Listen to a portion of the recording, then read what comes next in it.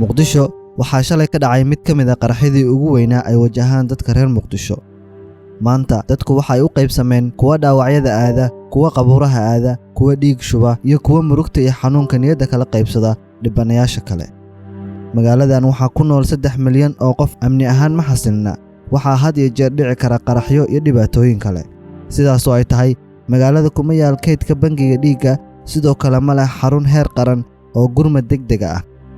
5 sano ka hor ayay ahayd markii dhalinyaro ka tirsan dhalinta magaalada ay sameeyeen application uu qofka iska diiwaan gelinayo isagoo ku sheegaya nooca dhiiggiisa haddii loo baahdana loo wici karo laakiin taasi ma ahayn wax ku filan baahida ka jirta magaalada dadkii dhaawaca noqday qaarkood qalimo laguma samayn karo maadaama ay u baahan yihiin dhiig badan